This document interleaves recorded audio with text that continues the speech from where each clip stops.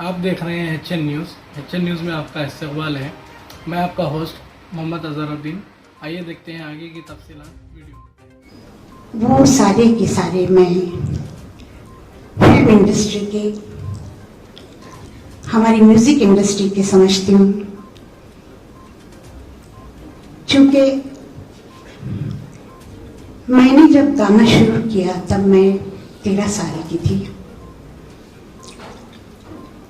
मेरे आंखों के सामने एक ही बात थी उस वक्त कि किसी तरह मुझे मेरा घर संभालना है।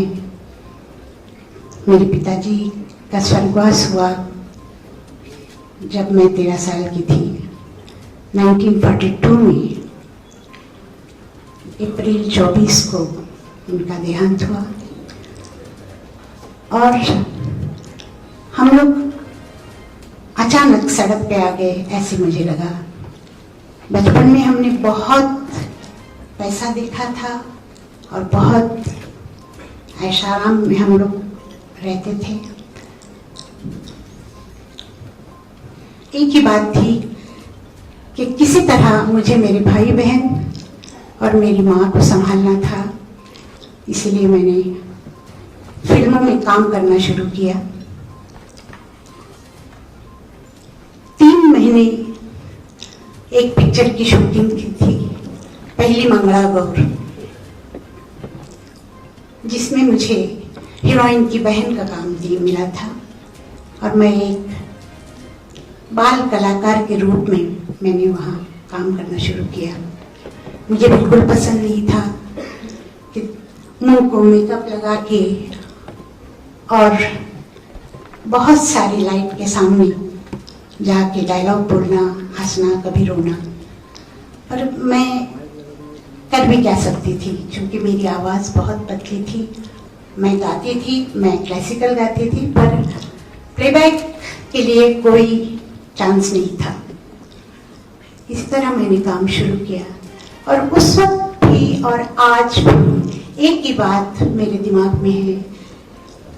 मैंने कभी ये नहीं सोचा कि मुझे फिल्म फेयर अवार्ड मिलना चाहिए या मुझे फलाना अवार्ड मिलना चाहिए। मैंने कभी नहीं सोचा। मैं सिर्फ एक ही बात मेरे दिमाग में थी कि मुझे गाना है और बहुत सारा गाना है।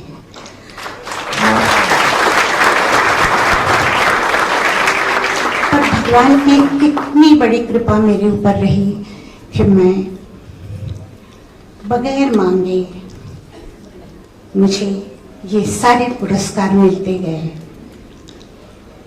और हमेशा मुझे मेरे पिताजी की याद आई।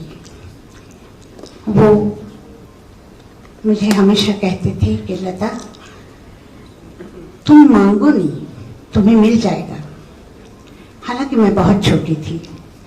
एक मर्तबा एक खजानची फिल्म थी, उसकी कंपटीशन हुई थी पूना में और मैंने जाके अपना नाम उसमें डाला था और कुछ 114 लड़कियां थी जिन्होंने गाने गाए थे और मुझे उसका फर्स्ट प्राइज मिला था। मैं जिस दिन वो अवार्ड लेके आई घर पे तो वो एक दिलरुबा था। मेरे पिताजी दिलरुबा बहुत अच्छा बजाते थे, सारंगी भी बजाते थे, गाते भी थे। तो उन्होंने उसको खोला और बजाना शुरू किया। जाने क्या बात हुई, उसका जो गज था उन्होंने जोर से फेंका और वो टूट गया। तो मैंने रोना शुरू किया कि मुझे मिला था ये और आपने तोड़ा है। मैंने जोर जोर से रोना शुरू किया तो उन्होंने मुझे पास बुलाया और कहा, देखो तुमको अभी इससे बहुत ज्यादा अवार्ड मिलने वाले हैं, पुरस्कार मिलने वाले हैं। ये मैं कह रहा हूँ तुमको क्योंकि मुझे मालूम है तुम गाओगी और लोग तुम्हें बगैर मांगे बहुत कुछ देंगे। तो मुझे उनकी बात हमेशा याद आती है। उनके देहांत के बाद मेरी माँ ने हम बच्चों को बहुत संभाला, बहुत बहुत प्यार दिया, पर वो हमेशा यही कहा करती थी कि तुम अपने पिता जैसे गाओ, उनको याद करो, उनको नहीं भूलना। वो भी हमें छोड़ के चली गई। 95 में उनका देहांत हुआ। अब हम लोग 5 हैं, हृदय के बच्चे हैं, मीना के हैं। मुझे आज एक बात जरूर कहनी है कि मुझे जितना फिल्म इंडस्ट्री ने साथ दिया और जनता ने, ये 2 ऐसी लोग हैं जो इंडस्ट्री के हर आदमी ने, आज लता मंगेशकर जो लोगों को इतनी अच्छी सिंगर मालूम होती है, अगर इतने अच्छे म्यूजिक डायरेक्टर्स नहीं होते, डायरेक्टर्स नहीं होते, तो लता मंगेशकर कहाँ होती, ये मैं सोचती हूँ।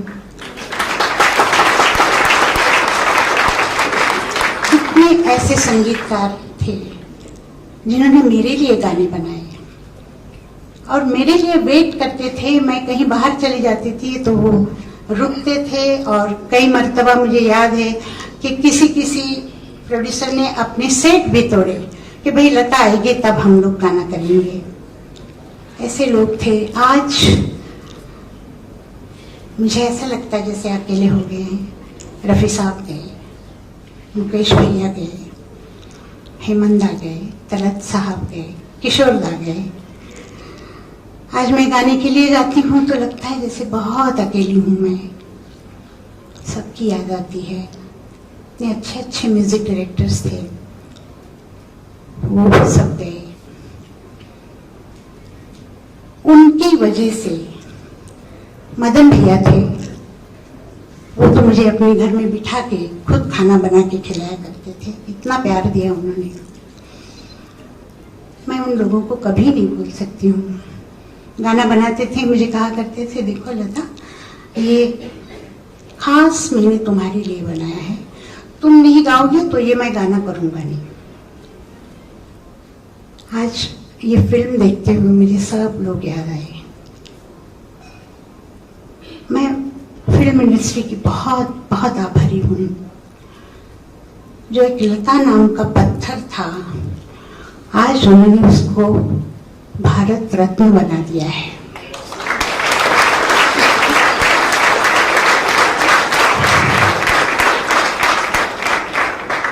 फिल्म इंडस्ट्री नहीं होती तो मैं नहीं होती, और अगर मैं गाती तो भी मालूम नहीं कहाँ कोई और क्लासिकल गाती, कहीं मेरे प्रोग्राम होते, इससे ज़्यादा कुछ नहीं होता। मैं बहुत बहुत सबके आभारी हूँ, आपके आभारी हूँ। जनता ने मुझे हमेशा साथ दिया है, हमेशा दुआएं दी है, प्यार दिया है। शायद मैं इस काबिल नहीं हूँ, इतना उन्होंने मुझे स्नेह दिया है। मैं आभारी हूँ आपकी।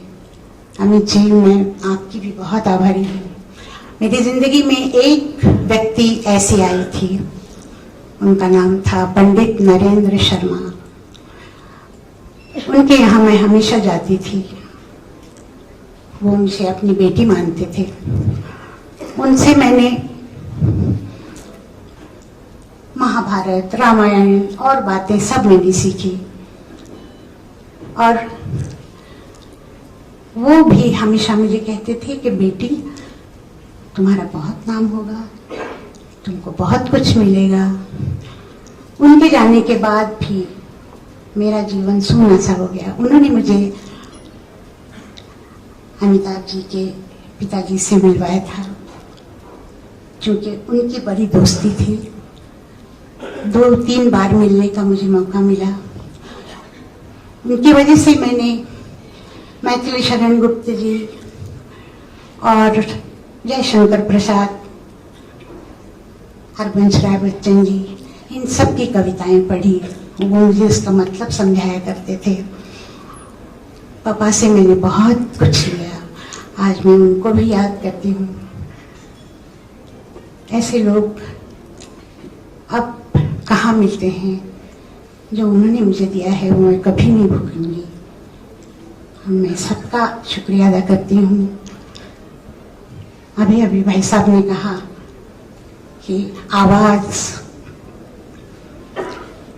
मैं भाई साहब आपको अगर मेरी आवाज दूंगी तो आपको फिर प्लेबैक गाना पड़ेगा, आप वहां बोल नहीं सकेंगे।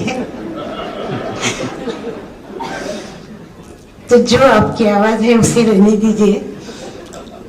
और मैं आप सबका शुक्रिया अदा करती हूँ, जो आज यहाँ है उनका, जो नहीं है, जो बाहर हैं, सबको मैं शुक्रिया अदा करती हूँ और बहुत बहुत धन्यवाद। और मैं भारत सरकार की बहुत आभारी हूँ, क्योंकि भारत हमारा स्वतंत्र भारत देश है, उस देश का इतना बड़ा पुरस्कार मिलना मेरे लिए बहुत बड़ी बात है।